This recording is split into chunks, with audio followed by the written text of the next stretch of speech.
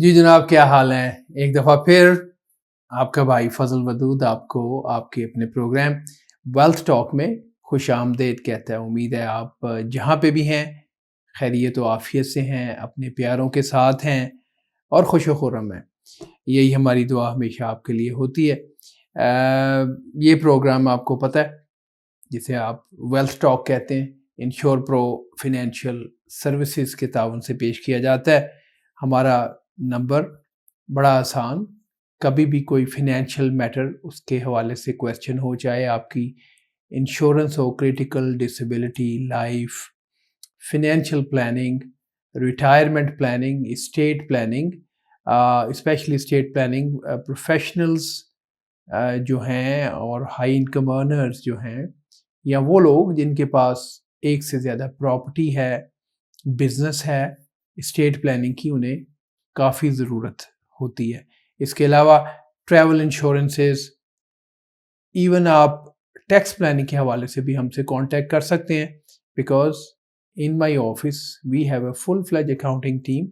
Financial planner का role ही ये है कि ओवरऑल आपके साथ टीम अप होके आपके डिफरेंट एरियाज, इवन मॉर्गेजेस, आपको हेल्प आउट कर सके। मैं खुद मॉर्गेजेस तो नहीं करता, लेकिन ये है कि नेटवर्क बहुत अच्छा और स्ट्रॉन्ग मौजूद है जिसमें आपकी हेल्प की जा सकती है।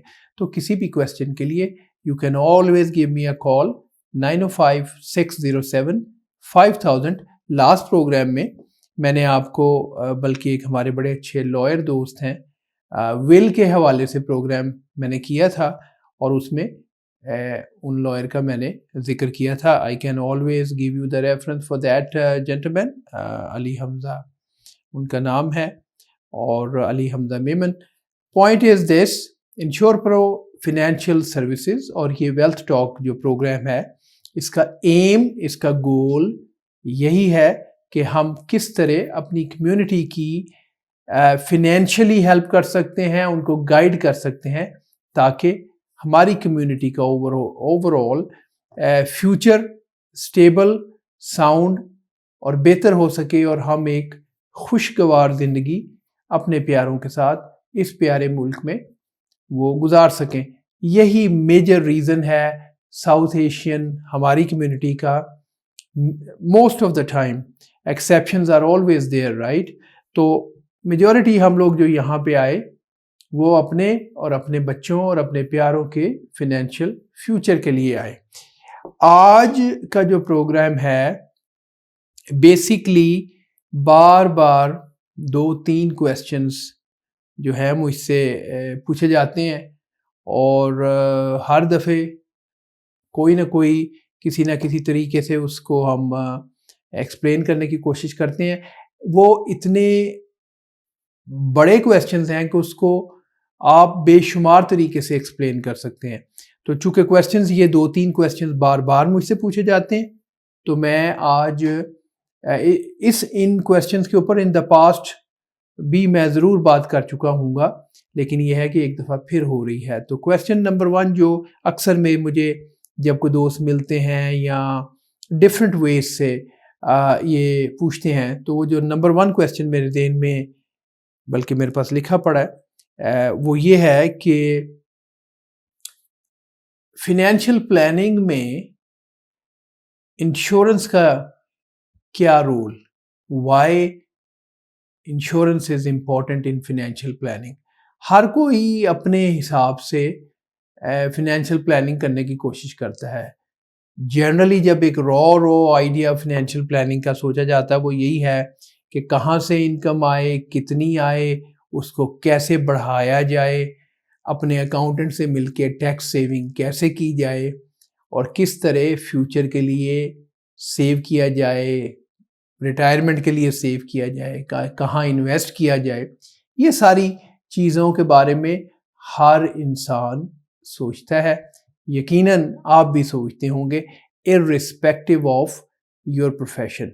हो सकता है कि आप फिनेंस ही से ताल्लुक़ रखते हों, अकाउंटेंट हों या बैंकर हों, वगैरह वगैरह, लेकिन ज़रूरी नहीं है कि आप फिनेंशियल मैटर्स को as a banker, trust me, और एज ए अकाउंटेंट बहुत अच्छी तरह से समझते हों, क्योंकि अकाउंटेंट भी एक ख़ास टाइप की जॉब बाज़ वक़्त कर रहा होता है, या वो एक टैक्स की तरफ फोकस होता है, नॉट नेसेसरीली वो सारे एरियाज़ को देख रहा होता है। थोड़ा सा ये हैरान कुन आपको बात लग रही होगी, बट इट इज़ ट्रू।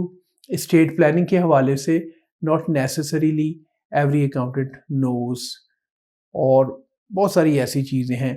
तो पॉइंट इज़ दिस कि अगर आपका फिनेंस से कोई ताल्लुक नहीं है, देन डेफिनेटली जो फाइनेंशियल प्लानिंग है उसमें बहुत सी इंफॉर्मेशन आपके पास नहीं होगी, बट स्टिल हर कोई ऑन अ लॉजिकल बेसिस पे ज़रूर सोचता है कि ये मेरी इनकम है, इतना सेव करना है, इन्वेस्ट करने की कोशिश करनी है, सेकंड घर लेना है, प्राइसेस ऊपर जा रही हैं, पैसे बनेंगे वगैरह वगैरह। नहीं पता होता तो ये पता नहीं होता कि इसके टैक्स कॉन्सिक्वेंसेस क्या है। या बिजनेसमैन जो हैं, जब थोड़े से पैसे उनके पास ज़्यादा होते हैं, वो यकीनन उस पैसे को निकाल के प्रॉपर्टी लेते हैं। ये नहीं पता होता कि ये पैसा तो कॉरपोरेशन से निकाला है, इसके कुछ टैक्स कॉन्सिक्वेंसेस भी हैं। तो इसलिए फिनेंशियल प्लानिंग की ज़रूरत है, लेकिन हर कोई अपने तई ज़रूर फिनेंशियल प्लानिंग करता है, ये बात सब मुत्तफिक हैं। लेकिन क्वेश्चन जो बार बार उठता है वो ये है कि इसमें इंश्योरेंस की ज़रूरत किधर से आ गई। तो इसको, जैसे मैंने अर्ज़ किया, बेशुमार तरीक़ों से एक्सप्लेन किया जा सकता है, और यकीन करें जब मुझसे कोई क्वेश्चन करता है तो हर दफ़ा मेरा जवाब कुछ मुख्तलिफ होता है। और इस वक्त भी जो मैं बैठा हूँ आपके सामने, तो कोई मैं ख़ास पॉइंट लिख के नहीं बैठा कि इसका जवाब ये देना है, लेकिन हर दफ़े कोई ना कोई डिफरेंट रीज़न जो कि लाइफ इंश्योरेंस की इम्पोर्टेंस को ज़रूर हाईलाइट करता है। तो इस वक्त जो मेरे ज़हन में रीज़न आ रहा है वाई इंश्योरेंस इज़ नेसेसरी, ये बड़ा सिंपल और समझ आने वाली बात है कि लाइफ इंश्योरेंस की जो ज़रूरत है वो इसलिए है कि अगर आप एक बैठ के प्लान करें, तो आप अगर चाहें तो एक ऐसी 2 कैटेगरीज क्रिएट कर सकते हैं जिनको आप कहें कि देखें ना, life is a series of events. अगर हम इस तरह इसे सोचें तो उसमें से इवेंट्स इस तरह के हैं कि मैंने उठना है, मैंने जॉब पे जाना है, काम करना है, मेरे पास एक जॉब या बिजनेस होना चाहिए, उधर से इनकम आएगी और मैं ये काम करता रहूँगा। तो अगर ये बहुत सारे इवेंट्स इनको सोच लिया जाए तो इसमें से कुछ इवेंट्स आप कह सकते हैं कि कंट्रोलेबल है और कुछ अनकंट्रोलेबल है। फॉर एग्जांपल, ये कंट्रोलेबल हो सकता है कि आपके पास पे चेक आ गया है, तो आप ये डिसीजन करें कि इस वीकेंड पे या हर वीकेंड पे हमने बाहर से खाना खाना है फैमिली के साथ या नहीं। आपको पता है काफ़ी एक्सपेंसिव हो जाता है अगर हर वीक पे आप वीकेंड पे बाहर से खाना खाएं। Should we cook home in order to save, और we should every weekend go out and eat? ये एक ऐसा डिसीजन या एक्टिविटी हो सकती है जिसको, इस इवेंट को आप कंट्रोल कर सकते हैं। आप पंक्चुअलिटी से काम पे जाएं, ये भी शायद आप कंट्रोल कर सकते हैं। लेकिन इसी से जुड़ा हुआ एक अनकंट्रोलेबल फैक्टर ये है कि आपकी सेहत कैसी रहती है। As we growing old and gaining age, तो डिटीरियोरेशन तो हो रही है। डिस्पाइट आप इसको कंट्रोल करने के लिए अच्छी खुराक, एक्सरसाइज, डिसिप्लिन, टाइम पे सोना, नींद पूरी लेना, ये सारी कोशिशें करते हैं और मे भी थोड़ा कंट्रोल पा लेते हैं। लेकिन फिर बात आ जाती है डेथ की। फॉर एग्जांपल, क्या उस पर हमारा कोई कंट्रोल है? Obviously that is uncontrollable event. तो फिर इस रिस्क को, जब हमारी प्लानिंग, फाइनेंशियल प्लानिंग ये है कि कनाडा आ गए, अपना एक अच्छी जॉब मिल गई, या हमने अपना बिजनेस शुरू कर लिया और अब गोल ये है कि अगले 20-25 साल तक हमने काम करना है, तो ये तो एक आपकी विश लिस्ट हो गई। इसमें कंट्रोलेबल फैक्टर शायद ये हो जाए कि आपने बिजनेस खोल लिया है, अब आप उसको चलाएंगे, उसकी पूरी डिसिप्लिन से काम करेंगे, लेकिन ये बेस किस पे कर रहा होगा? अनकंट्रोलेबल फैक्टर पे। अनकंट्रोलेबल फैक्टर क्या है कि क्या आप अगर 40 साल के हैं और 65 पे रिटायर होना चाह रहे हैं, तो ये 25 इयर्स काम करना आपकी हेल्थ, आपकी लाइफ एक्सपेक्टेंसी पे बेस करता है। क्या आप गारंटी दे सकते हैं कि आप अगले 25 साल तक जिंदा रहेंगे? नहीं। तो ये चला गया अनकंट्रोलेबल फैक्टर में, ये आपके कंट्रोल में नहीं है। हेल्थ मेंटेनेंस कोशिश की जा सकती है, कंट्रोल में ये भी नहीं है। जैसी हमारी फूड है, जैसी हमारी लाइफस्टाइल है, शॉर्ट स्लीप, अक्सर स्लीप डिप्राइव्ड है, स्ट्रेस लेवल हाई है, ये सारी, और फूड जो है बड़ी प्रोसेस्ड है। तो ये सारी सूरत हाल में हमारी क्रिटिकल इलनेसेस, कैंसर के रेशो बहुत बढ़ रही है, हार्ट अटैक्स, स्ट्रोक्स, ये सारी चीज़ें, diabetes, south Asian specially diabetic है, क्योंकि हमारा फूड का जो है वो स्टाइल ये है, हमारी लाइफस्टाइल ऐसी है, कोई एक्सरसाइज नहीं है। तो ये फैक्टर्स जो है ये आपके अनकंट्रोलेबल पूल में आ जाते हैं। तो जिस वक्त आप ओवरऑल फाइनेंशियल प्लानिंग करना चाहते हैं, तो उसमें एक वेरी इंपॉर्टेंट एस्पेक्ट ये है कि आप एक सर्टन नंबर ऑफ इयर्स तक काम करते रहें, हेल्दी रहें, कोई डिसेबिलिटी ना आ जाए, लाइफ की डेथ तो बिल्कुल ही किस्सा ख़त्म। तो ये सारी चीज़ें, आपकी सारी प्लानिंग की जो बेस और फाउंडेशन है वो आपकी लाइफ, आपकी हेल्थ, आपकी एबिलिटी टू वर्क या डिसेबिलिटी, इस पे बेस कर रही है, और ये बड़े अनकंट्रोलेबल फैक्टर्स हैं। That is the reason insurance बड़ी अहम है। और आपको पता है कि हर कोई फंसा हुआ है। अगर आज मैं काम कर रहा हूं तो मैं अपने फैमिली की लुक आफ्टर कर पाऊंगा, अगर मैं कल आई एम नॉट अराउंड, कोई आके $1 भी नहीं दे सकेगा, या शायद चंद दिन, चंद हफ्ते ये सिलसिला रखा जा सके सपोर्ट सिस्टम, लेकिन हर कोई फंसा हुआ है। And that makes a life insurance, critical illness, disability absolutely necessary. और यही वजह है कि आपकी फाइनेंशियल प्लानिंग जो है वो अनकंट्रोलेबल इवेंट पे बेस करती है, और अनकंट्रोलेबल इवेंट्स को, चूंकि वो कंट्रोलेबल नहीं है, ना लाइफ किसी की डेथ को कंट्रोल किया जा सकता है कि उसकी डेथ ना हो, ऑल्दो मेडिकल साइंसेस बहुत एडवांसमेंट कर गई हैं, लेकिन फिर भी what is certain is a death. Other thing certain in Canada is taxes. तो पॉइंट ये है कि health, disability and life expectancy हमारे कंट्रोल से बाहर है। तो फिर हम सिर्फ ये कर सकते हैं कि इस रिस्क को कैसे कवर किया जा सके, ताकि हम अपने 20-25 साल के जो सेट गोल्स हैं वो ज़रूर अचीव कर लें। Whether we reach to that end और नॉट, उसका जो गोल्स, जो एक फाइनेंशियल गोल है वो अचीव हो जाए। उसमें सिर्फ एक प्रोडक्ट अवेलेबल है जिसे हम इंश्योरेंस कहते हैं। इंश्योरेंस डेथ के लिए लाइफ, क्रिटिकल इलनेस जो है 25 कंडीशंस, उसके लिए क्रिटिकल इलनेस है, और डिसेबिलिटी की सूरत में अक्सर हम उसको पे चेक इंश्योरेंस भी कह देते हैं, वो है डिसेबिलिटी इंश्योरेंस। मॉर्गेज को कवर करने के लिए बैक एंड पे लाइफ इंश्योरेंस है।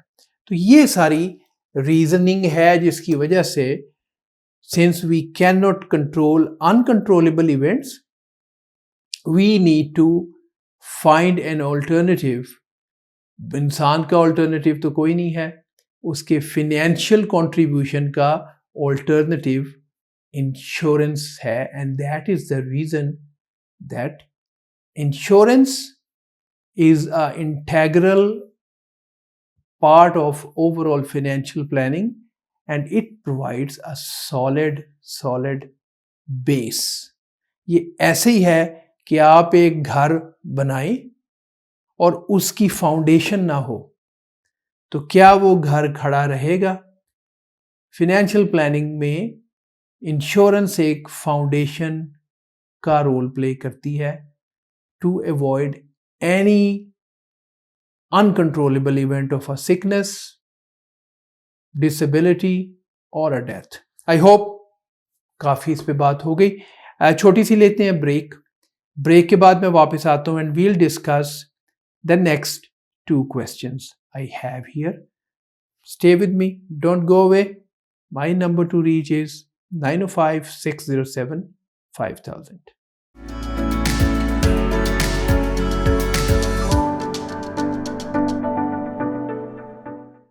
वेलकम बैक दोस्तों। ब्रेक पे जाने से पहले मैं बता रहा था कि अक्सर सेम क्वेश्चन किसी न किसी जगह पे जब भी कोई दोस्त कोई बहन भाई मिलता है और कई दफ़ा टेलीफोनिक कॉन्वर्सेशन, कई दफ़ा विया ईमेल, कई दफ़ा मेरी वेबसाइट पे, point is several ways people ask questions और समटाइम बड़े ही बेसिक क्वेश्चन बार बार रिपीट होते हैं।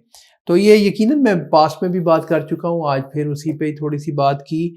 हर दफ़ा एक क्वेश्चन का जवाब डिफरेंट तरीके से हो जाता है। द रीज़न ये कि इसके आंसर्स और इसकी अफादियत है ही कुछ इस तरह। बात हो रही थी ब्रेक पे जाने से पहले क्वेश्चन की कि वाई फिनेंशियल प्लानिंग तो समझ में आती है, पैसा कमाना है, पैसा सेव करना है, इन्वेस्ट करना है अपने बच्चों के लिए, अपनी रिटायरमेंट के लिए, नेक्स्ट जनरेशन के लिए, तो वो सब समझ आता है। इंश्योरेंस की इतनी क्या मुसीबत है, क्या ज़रूरत है, क्यों करनी है? तो मैंने आज ये बताया कि अगर आप ये सोचें कि life is full of events, ये इवेंट ही हैं कि आपने पढ़ाई की, आपने जॉब तलाश की, या आपने अपना बिजनेस शुरू किया, काम करते हैं, जाते हैं, ये सब इवेंट्स हैं। अब अगर आप इवेंट्स को 2 मेजर कैटेगरीज में डिवाइड कर दें, कंट्रोलेबल एंड अनकंट्रोलेबल, तो अनकंट्रोलेबल आप महसूस करेंगे कि जो अनकंट्रोलेबल इवेंट्स हैं उसके ऊपर कंट्रोलेबल इवेंट्स जो हैं वो बेस कर रहे होते हैं। और अनकंट्रोलेबल इवेंट्स मैंने कौन से बताए? मैंने बताया डेथ हमारे कंट्रोल में नहीं है, सिकनेस, क्रिटिकल इलनेस की बात है, या वैसे भी किसी भी सिकनेस हमारे कंट्रोल में नहीं है, despite lot of awareness of how to live healthy और lot of development in a medical sciences and treatments, still not in control. Disability, चोटें लगती हैं, एक्सीडेंट्स होते हैं, स्लिप एंड फॉल, सो ये वो इवेंट्स हैं जो हमारे कंट्रोल में नहीं है। और अगर गौर करें तो सारी प्लानिंग इन्हीं पे बेस कर रही है। प्लान क्या है? मैंने बिजनेस शुरू किया है तो मैंने ये बिजनेस 20-25 साल करना है। मैंने जॉब शुरू की है तो मुझे ये 20-25 साल तक जॉब करनी है। जो कुछ भी मैं कर रहा हूँ, आप कर रहे हैं, हम सब कर रहे हैं, इस होप पे है कि हर रोज़ उठेंगे, भागेंगे, उसी एनर्जी से काम करेंगे और लाइक अ वर्क हॉर्स अगले 20-25 साल काम करेंगे। ये बेसिकली प्लानिंग नहीं है, ये विशफुल थिंकिंग है। प्लानिंग कब बनती है? जब हम प्लान ए और प्लान बी दोनों को लेके चलते हैं, यानी ऊपर वाला खैर रखे, हम उठें, रोजाना काम करें और रिटायर हों एज 65 और बियॉन्ड। लेकिन अगर कहीं रास्ते में बुलावा आ जाए, जल्दी बुलावा आ जाए, तो जो गोल हमने एज 65 या 70 तक के लिए रखे हैं अपने लिए, अपने प्यारों के लिए, वो स्टिल अचीव हो जाए, which is a plan B. अब ये प्लान बी की एश्योरेंस कौन देगा? Only one product, that is a insurance. इसी तरह सिकनेस है, 6 out of 10 before reaching age 65, कई जगह पे 7 out of 10 लिखा हुआ है। People before reaching age 65 may face or develop a sickness which is called critical illness, cancer, heart attack, stroke, 25 conditions हैं। तो अगर रेशियो इतनी ज़्यादा है कि 10 young men or women enter into the workforce hoping they'll continue working till age 65, or 7 or a 6 out of 10 not gonna able to reach that end in a same health or in a good health कह लें, same तो ना कहें, तो फिर ये बड़े alarming number हैं। तो ये अनकंट्रोलेबल फैक्टर हो गया। इसमें अगर आप डिसेबिलिटी ऐड कर दें, डेथ ऐड कर दें, तो ये नंबर और भी बढ़ जाता है कि 10 में से शायद 2 या 3 या हद 4 उधर पहुंचेंगे, बाकी कहीं ना कहीं कुछ ना कुछ फेस करेंगे। तो अगर ये सूरत हाल है तो इंश्योरेंस की नीड एब्सोल्युटली मस्ट हो जाती है, सो दैट आपकी प्लानिंग हो, विशफुल थिंकिंग ना हो। मेरे नज़दीक ये सोचना कि मेरे पास जॉब आ गई है या मैंने बिजनेस शुरू किया है और मैं 65 पे पहुंच जाऊंगा, that is just a wishful thinking. Planning ये है कि मैं इंशाल्लाह पहुंच जाऊंगा, ऊपर वाला करम करेगा, मैं पहुंचूंगा। लेकिन अगर मैं ना पहुंचूं तो उसका प्लान भी है। That only one unique product in the market is insurance, which provides this assurance. Okay, let's go to the second question, and the second question is, what is the role of an advisor in financial planning or in getting insurance, and why should we get it from you, meaning from me, or from InsurePro Financial Services? Role of advisor is like a role of a doctor or a role of a lawyer. मैं ये कहूँगा कि financial planner की ज़रूरत आपको इसीलिए है कि आपको मे बी सम चीज़ें फिनेंसेस की पता हो, शायद आपने पढ़ा हो, आपकी बेसिक क्वालिफिकेशन हो, या आपने इधर उधर से सुना हो, लेकिन financial planner is qualified person जो कि डे इन डे आउट, सुबह दोपहर शाम यही करता है, उस पर उसकी इंफॉर्मेशन करंट रहती है। वो डिफरेंट फंड मैनेजर से, मनी मैनेजर से, डिफरेंट लीडिंग एक्सपर्ट्स होना various economic and market matters, उस पर उसकी जो नॉलेज है वो करंट होती है, और उसकी इनकम इसी बेस पे डिपेंड कर रही होती है कि वो अपने क्लाइंट्स के फिनेंशियल वेलबींग का ख्याल रखे और रिजल्ट्स प्रोड्यूस करे, और टीम अप होके अच्छे बुरे मुश्किल मुख्तलिफ लाइफ में जो फेजेस आते हैं उसमें वो आपके साथ खड़ा हो। अपने आप को पूछिए, अगर आपने इंश्योरेंस ली थी 8-10 साल पहले, 5 साल पहले, दोबारा आपके एडवाइजर ने कभी आपको कॉल किया? अगर तो आपके एडवाइजर साहब साल में एक आध बार आपको कॉल कर लेते हैं तो I would say he is a good adviser taking care of you, he और a she, whatever the case may be. अगर नहीं तो यू नीड अ एडवाइजर जो कम से कम साल में एक दफा आपसे टच बेस जरूर करे, बिकॉज चीजें बदलती रहती हैं। इसलिए जो एडवाइजर है, जो फाइनेंशियल प्लानर है, वो आपका दोस्त, आपका मेंबर ऑफ योर टीम है। He is not a sales person जो selling you something and will not come back to you again, कि उसने एक बार सेल की, पैसे बनाए, आपको एक पीस ऑफ पेपर दिया और निकल दिए। This is not kind of a person you need as your adviser. Adviser तो वो है आपकी, आज इस साल से you are a young couple, छोटे घर में रह रहे हैं, कल बड़े घर में चले गए हैं, आपका एक बच्चा है, कल को 2 हो गए हैं, आपकी इनकम बड़ी है, तो उसमें आपके लिए क्या अच्छी ऑप्शंस हो सकती हैं। ये सारे लाइफ के डिफरेंट साइकिल्स हैं। आपके बच्चों की एजुकेशन के लिए किस तरह पैसे अरेंज करने हैं, आपकी मॉर्गेजेस में किसी किस्म की गाइडेंस आपको दे सकता है। बहुत सारे एरियाज हैं। जब आप एक अच्छे फाइनेंशियल प्लानर के साथ टीम अप करते हैं तो वो आपका आपका becomes a part of your family. That is a good advisor. And of course, जब भी एक अच्छे फाइनेंशियल प्लानर एडवाइजर के साथ काम करें, उसका एक्सपीरियंस पूछें और उसकी एजुकेशन का ज़रूर पूछें. Why education is necessary? It shows the commitment कि वो अपना टाइम, अपना पैसा, अपनी एनर्जी लगाता है या लगाती है अपनी नॉलेज को अपग्रेड करने के लिए. Why? Because insurance and financial planning जो है, it is based on lot of complex information. It is based on some legal sort of fine prints. उसकी नॉलेज होना, उसको प्रॉपरली इनकॉर्पोरेट करके प्लान बनाना बहुत इंपॉर्टेंट है. और उसकी एक इंपॉर्टेंस ये भी है कि अगर आपका फाइनेंशियल लॉस हो गया तो शायद रिकवर हो जाए, मगर टाइम जो लूज हुआ उसकी रिकवरी पॉसिबल नहीं है. मानिए एक प्लान, एक इंश्योरेंस, एक कॉन्ट्रैक्ट आपको बना के दिया गया आज, उसमें कुछ क्लॉजेज ऐसी हैं जिसका जनाब एडवाइजर साहब को पता ही नहीं है.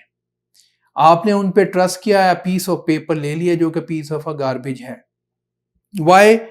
When the time will come it may not work. पता चला 20 साल जिंदगी के गुजर चुके हैं या 10 साल गुजर गए हैं.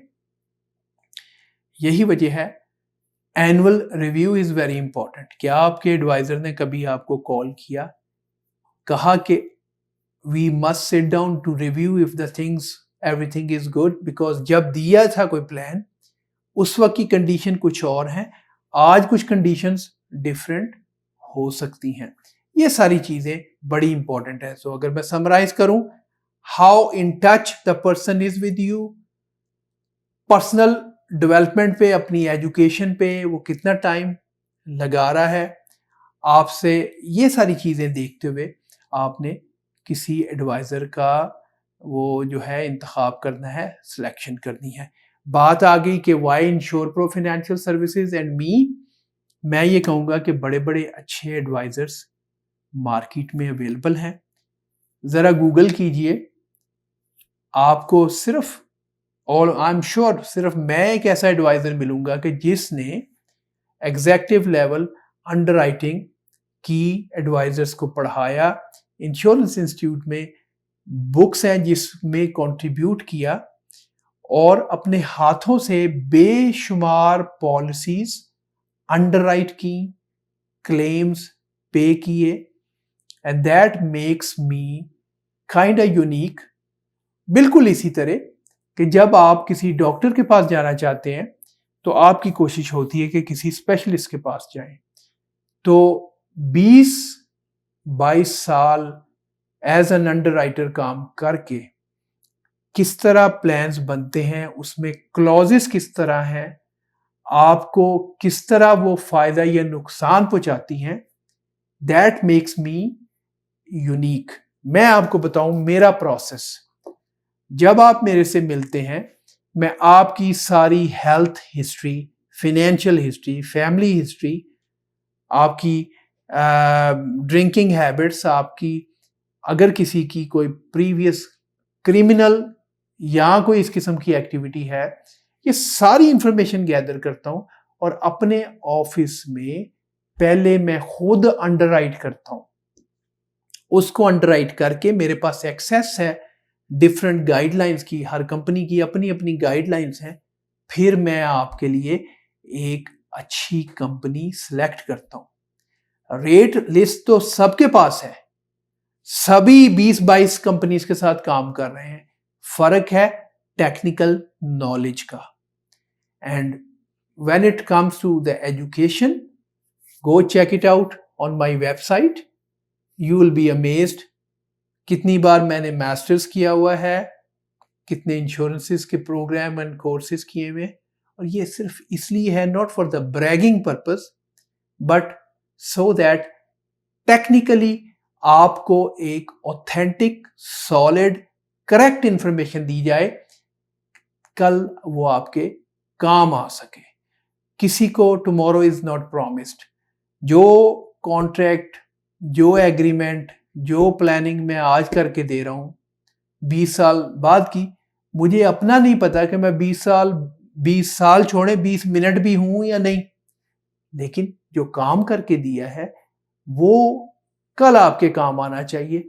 ये मिशन है मेरा, और मेरी यूनिक टेक्निकल नॉलेज का फायदा मिलेगा आपको when we are writing a contract, when we are planning, and that makes me and the Insure Pro Financial Services a unique company जो कि हर वक्त बिजी है अपनी कम्युनिटी को सर्व करने के लिए, with the passion of helping the community to have a better financial future, better tomorrow. I hope that is good enough to sort of getting a chance and giving you sort of idea that why not give this guy a call. अगर आप call करना चाहें, I'll be honored. My number to reach is 905-607-5000. यहां तक थी ये सारी बात। एंड में वही छोटी सी heart to heart conversation, because इस प्रोग्राम के थ्रू मैं बहुत से बहन भाइयों से जुड़ चुका हूं, मिल चुका हूं, और बहुत सारे अभी मिलना बाकी हैं, मगर थ्रू टीवी स्क्रीन आप मुझे देख रहे हैं और मेरी आवाज़ आप तक पहुंच रही है। किसी ना किसी दिन मुलाकात भी होगी। तो हार्ट टू हार्ट में छोटी सी बात about mother. Mother is a woman nobody else can love like she does to you. And the father, there is no man who can protect you like your father. Stay blessed. दुआओं में याद रखें। ऊपर वाले ने चाहा तो next time नए प्रोग्राम के साथ हाजिर होंगे। टिल देन, अल्लाह हाफिज, टेक केयर।